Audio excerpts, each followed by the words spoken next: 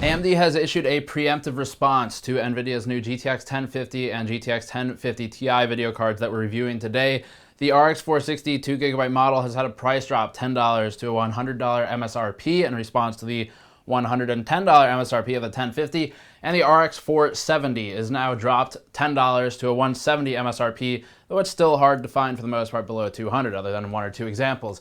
Today we are reviewing the GTX 1050 and GTX 1050 Ti video cards, comparing them in thermals, in FPS, overclocking, and power draw. But before getting to that, this content is brought to you by Rosewell and their new Coleman tempered glass PC case, which currently has a deal where you get a free 650 watt power supply with the purchase of the case on Newegg. Hit the link in the description for more on that. So for the cards we're using a GTX 1050 Ti from MSI. It is a Gaming X model. That means it's got the twin Frozer cooler on it, and it's priced above the $140 MSRP that the base 1050 Ti is listed at. And by the way, there's no reference model for either of these. They're just AIB partner cards. The 1050 non-Ti we used, which is dismantled here, or one of them anyway, is an MSI card. It is base clocked. It's pretty darn simple. The cooler is really not that impressive, but it is $110, so it fits that MSRP that NVIDIA was going for, and that's what we used for our non-Ti model. Let's recap the block diagram before getting to the review content. The GTX 1050 and 1050 Ti both operate on a GP107 GPU, with the 1050 Ti using a GP107-400,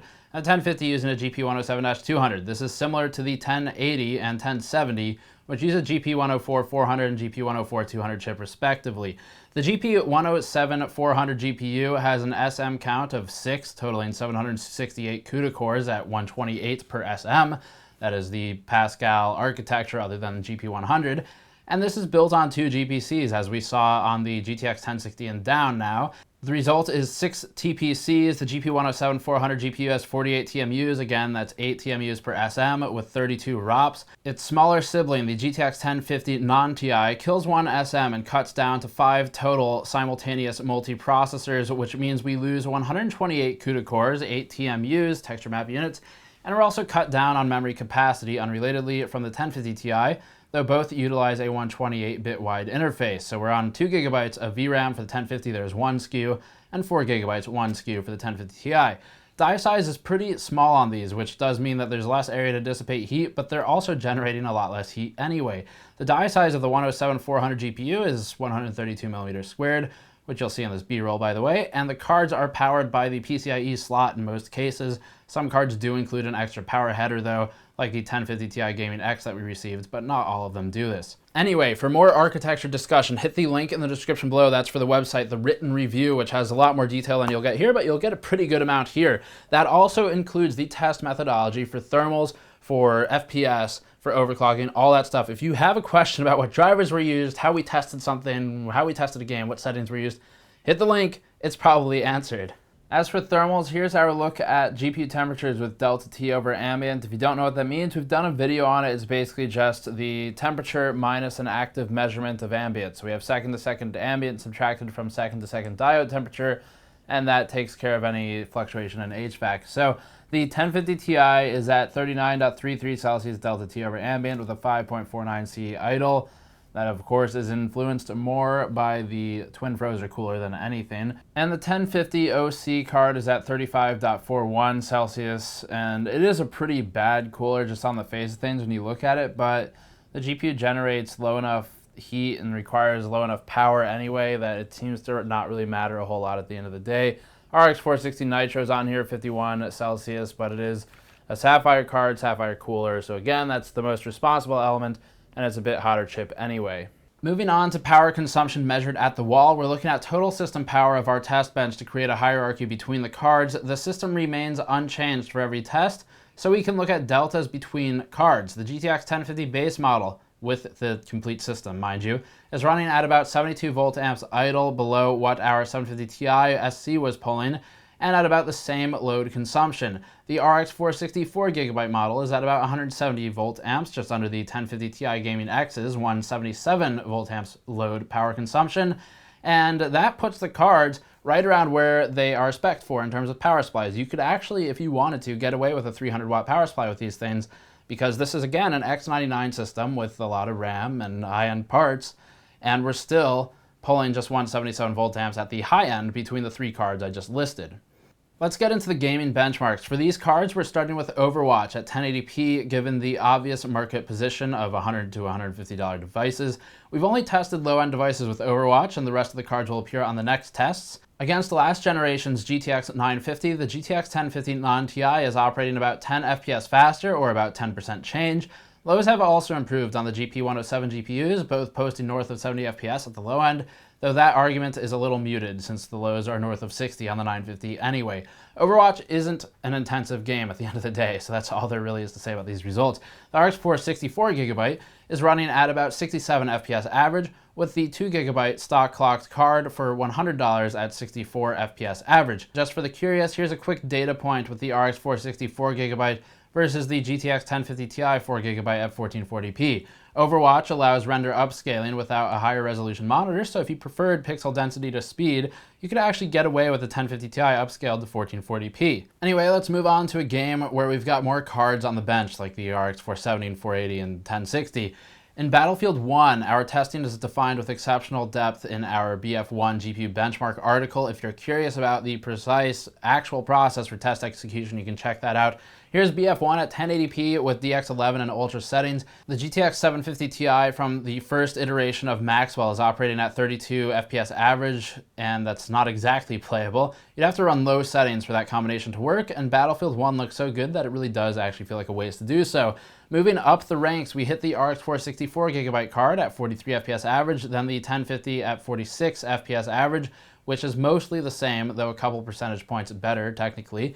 And the GTX 1050 Ti operates at 58 FPS average, which would actually make it reasonably playable in competitive matches if you're willing to reduce a few settings to high from ultra. That performance puts the 1050 Ti about on par with the overclocked 960 SSC, and considering the 960 was $200 when it launched, the 1050 Ti's availability in the $140 to $165 range shows minimally progression in the performance per dollar market. AMD's RX 470 outperforms the 1050 Ti handily, operating close to 75 FPS average and with lows timed close to 60 FPS.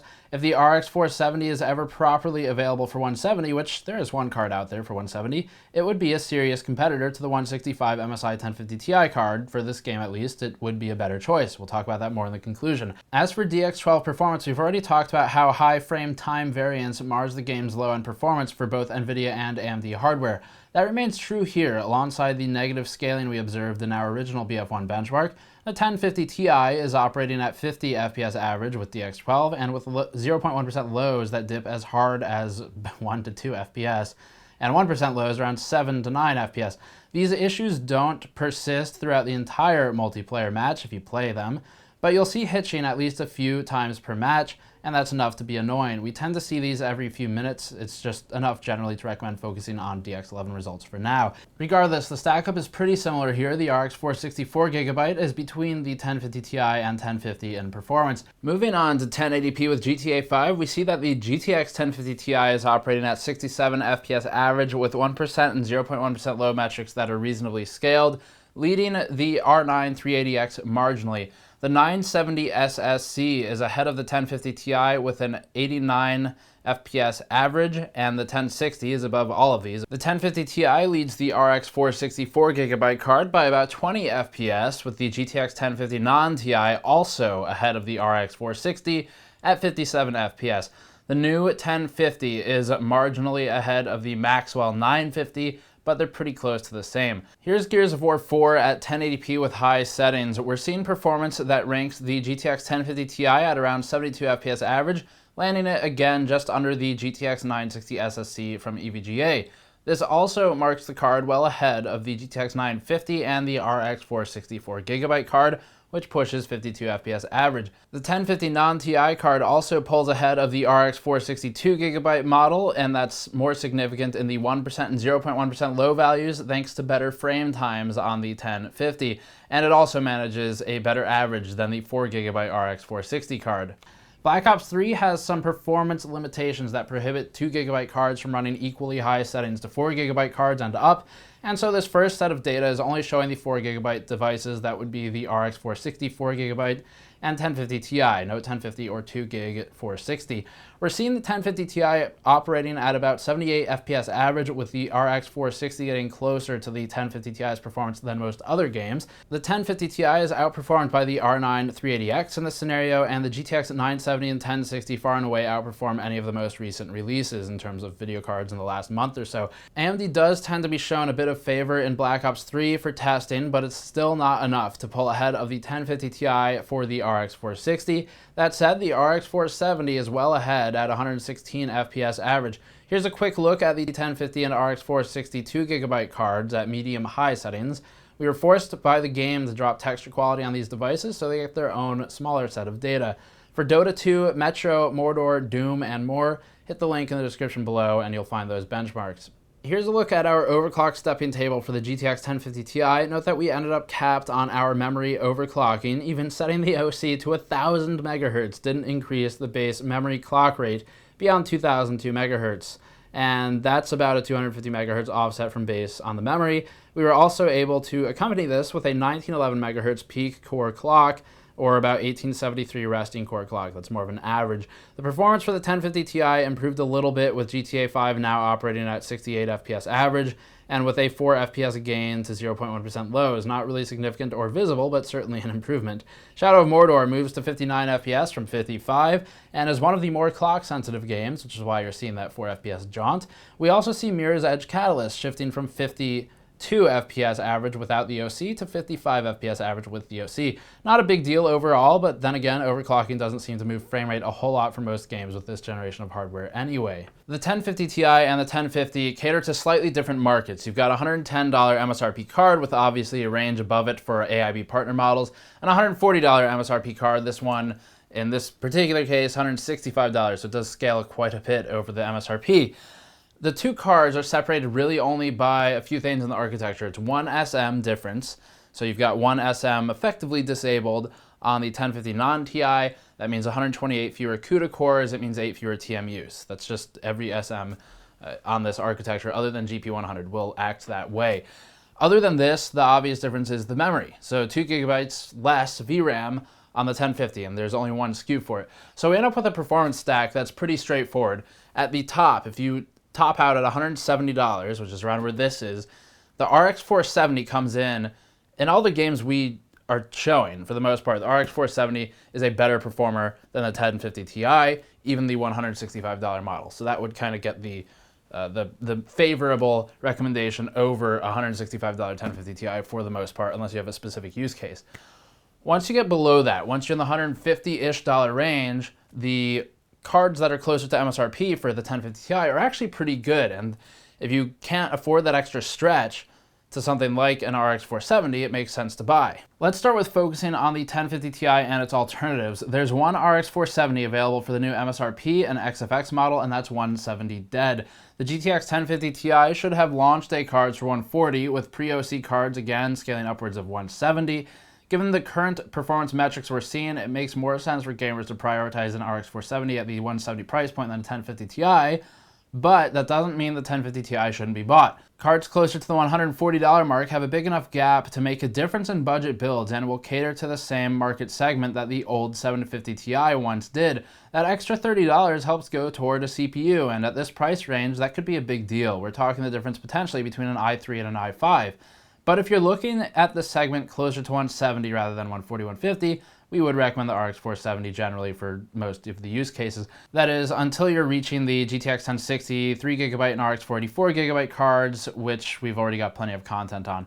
As for the GTX 1050, this card is falling into the range where we generally encourage most gamers to take one step up to something like a 1050 Ti. Normally don't recommend cards of this class for something like Overwatch and Dota 2, though. You'd be okay. You'd be in good shape with a 1050 or even an RX 460, but the GTX 1050 is vastly superior in each of these two games, and you can even upscale the resolution to 150% off of 1080p if desired with a GTX 1050 and Overwatch. So recapping, generally in the 140-ish range, the 1050 Ti makes good sense, and if you can stretch from a $110 price point up to reach the low end of the 1050 Ti's, it's probably worth it because that expands your range of games from stuff like esports titles. No problem at all with just playing only esports titles.